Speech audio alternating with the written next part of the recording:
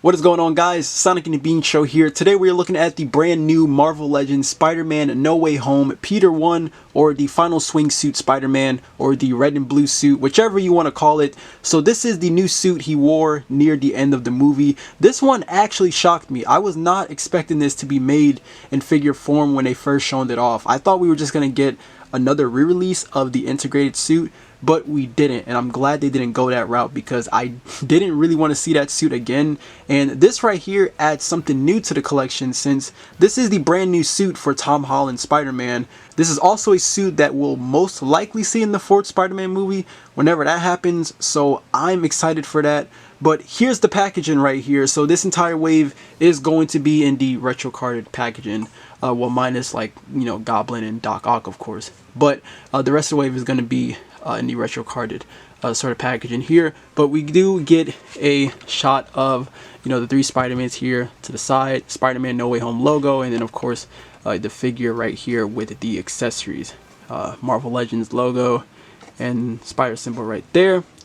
And that is pretty much that. And then the back, we got the same image we've seen, Marvel Legends, and then we actually get a bio read up here, as you can see, and then like some different languages basically. So yeah, that is pretty much the packaging right there. So without further ado, let's go ahead and crack this figure out of the packaging and take a closer look. Alright, so here's the figure right here, looking pretty good actually. I was really impressed with how this one looked when they first showed it off at the Hasbro PostCon, and having it here in person is awesome. So the unmasked head sculpt right here, as you can see, this one is pretty similar to the one to the you know, the Peter and Ned 2-pack if you own that one. This is pretty similar to that one. I think it's probably about the same head sculpt, honestly. This head sculpt is fine though. I think, you know, it looks like Tom. I can definitely see Tom Holland here, and yeah, I think it looks pretty good. And of course, you know, it is good here on the suit as well. I do think, I don't know why I feel like the neck looks a little too long though.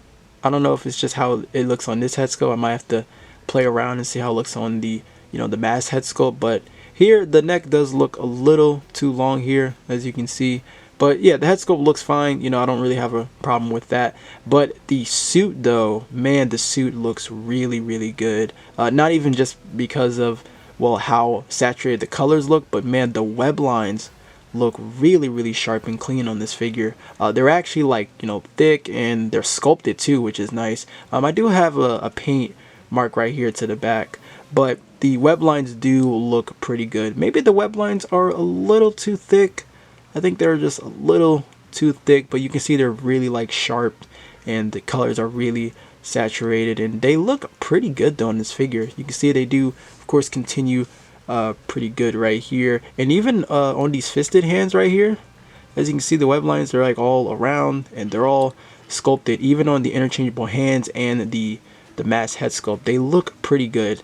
Web lines still continue where the head is at, and then along with the elbows, and then, you know, the waist right here. So yeah, that is really, really good. And it does still continue with the ab crunch, the inverted ab crunch right there, or I'm sorry, the diaphragm joint right there, and of course the Spider-Man legs, or the Spider-Man legs, but the spider legs going on there. But yeah, it does look pretty clean. I think the blue is probably supposed to be a little bit lighter than that though. I can't exactly remember. I mean, it looked pretty light in the movie. Like, it was kind of a lot more lighter than this, I want to say.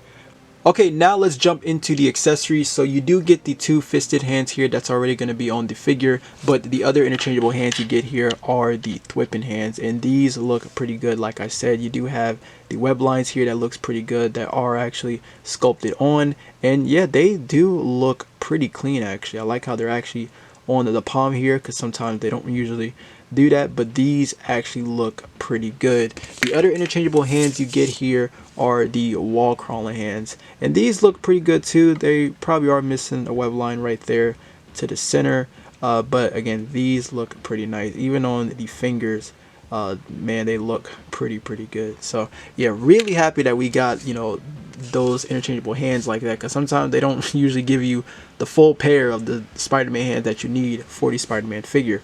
But we do have the masked head sculpt right here, so that's the unmasked head sculpt on the figure. But let's actually pop this off just so you can see how the mask looks like. Man, I might have to do this off camera. I didn't think.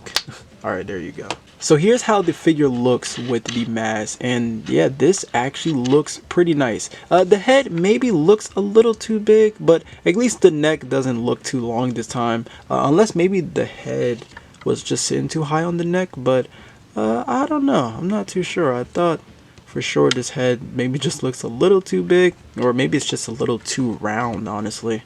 Okay, now getting into the articulation, so the head is on a dumbbell joint, but it's not really the best as always, really. I wish they did a better job with their double ball pegs, honestly. But, you know, to look up, I mean, it's not too bad. You know, you can have them to look up just about there with the help of the diaphragm and then the ab crunch, really. But to look down, not so much. You know, it only wants to go down just about there. You do have your pivoting for side to side, so it's not, you know, too bad. But of course, you have your, you know, your rotation right there. To the head. Now for the shoulders, hinge joints are pretty tight on this guy, but hinge to the shoulder, it just goes high about here. Of course, you have, you know, your your rotation that I was trying to show off. But the butterfly joints, again, like I showed off, they're not really the best. It can only go back just about there, and then forward, you know, just about here. It's not the best. I mean, I can still get him to cross his arms, you know. It's not too bad, really. But that's as much as you get for the butterfly joints. Now you do have your bicep swivel, your double jointed pinless elbows. You get, well, if I can try to get that other joint to, yeah, they're like really tight. There you go. Yeah, so you get that much range with the double jointed elbows right there. You do have your wrist articulation with the standard horizontal hinge. Without using the inverted ab crunch, you can have them crunch forward about there, and then, you know, back just about there, really. But side to side, it's okay. Like, he can go side here, you know, and then you have like your rotation with that. But using the inverted ab crunch, you can have them you know, go forward about there, but it's still not really the best. Back just about there, really. Now for the hips, there are drop down hips on this guy, so you can have them kick forward just about here. You can have them kick forward just about there, which isn't really too bad. I think this is okay. And then using the drop down hips, you can have them kick pretty high up, unless maybe on this one I'm not moving anymore. Well, this time I'm using the drop down hips, but kicking it forward, yeah, so using the drop down hips on him to kick forward is actually pretty good. Out to the side, as always, isn't really the best. If you want to have him do any splits or whatever, this is as much as you're gonna get. But you do have him to kick back, well, not so much really. You do have your upper thigh cut, your double jointed pinless knees, if I can try to get that, but you get that much range right there. There is no shin cut or any toe articulation with this guy, but for the ankles, they go far back about here, far forward just about there, and then you have your ankle rocker.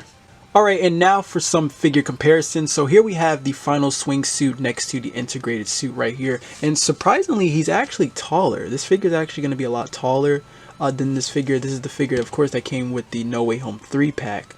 But you can see Tom is a lot more taller this time, so that's interesting. I was not expecting that, but yeah, just know that this figure is actually gonna tower over the integrated suit Spider-Man figure from the No Way Home 3-pack. So yeah, that's a pretty interesting right there. Here's another comparison right here, but we have the final swing suit next to, of course, the Friendly Neighborhood Spider-Man and then the Amazing Spider-Man from the No Way Home 3-pack. And I know this is like a weird comparison because, you know, they didn't really meet when Tom had this suit, but it's really cool seeing this because we now have like all three of the Spider-Mans in like their red and blue suit right here, you know, like that classic Spider-Man suit. So it's cool to see Tom get this and then having it next to the Tobey and Andrew figure right here, and he's actually about the same height as Tobey too. Let me just get these guys next. They look, well, nah, Tobey's like a tad bit taller, but he's not like as short as how the integrated suit was. Yeah, I think Tobey's just a tad bit taller from here, but they look really close though, and I think this is actually like accurate though, because I think they did make Tom a little too short. But yeah, this is pretty cool to see the three Spider-Mans next to each other right here.